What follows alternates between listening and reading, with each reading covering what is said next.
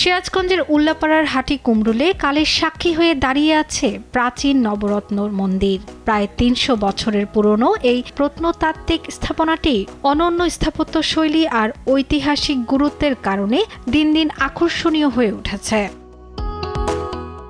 ১৭০৪ থেকে ১৭২৮ সালের মধ্যবর্তী সময়ে নবাব মুর্শিদ কুলি খানের শাসনামলে রামনাথ ভাদুরী এই মন্দিরটি নির্মাণ করেন। ৩ তলা বিশিষ্ট মন্দিরটি স্থায়ীভাবে দোলমঞ্চ নামেও পরিচিত।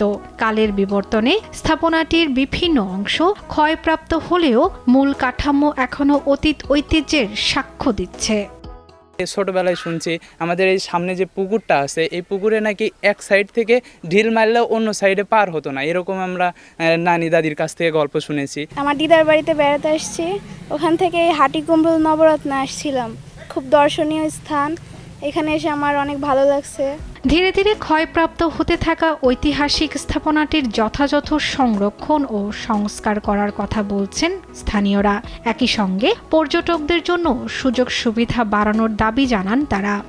যে অবস্থা এখন আছে, আরও রক্ষণাবেক্ষণের বিষয়টা একটু যদি ভালোভাবে ওনারা একটু নজরে আনতো, তাহলে আমরা বা স্থানীয় লোকজন আরও উপকৃত হতো। বিশেষ করে বিকাল টাইমগুলোতে আমরা সময় কাটানোর জন্য বাচ্চা কাচ্চাকে নিয়ে এখানে আসি। তো সরকারের কাছে আমরা জোর দাবি জানাই, এটা রক্ষণাবেক্ষণের জন্য এখানকার দেখেন অনেক পুরাতন হয়ে গেছে, রং টং সেরকম করা হয় না। তো এগুলো বিষয়গুলো নিয়ে যদি সরকার যদি কোনো চিন্তা ভাবনা করে, তাহলে আমাদের মনে হয় এখানকার আরও উন্নয়ন হবে।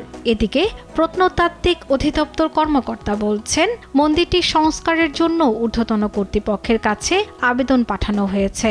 বরাদ্দ পাওয়া গেলেই সংস্কার কাজ শুরু হবে। ২৬-২৭ অর্থ বছর মানে এই অর্থ বছরে নবরত্ন মন্দিরে সংস্কার সংরক্ষণের কাজ হবে। সম্পূর্ণ মন্দিরটা সংস্কার সংরক্ষণ ভিতরে বাহিরে পুরাকীত আইনের মধ্যে নতুন ভাবে কোনো কিছু সংযোজন করার কোনোই নাই। শর্মিলা কেয়া, নিউজ ডেস্ক, দেশ টিভি।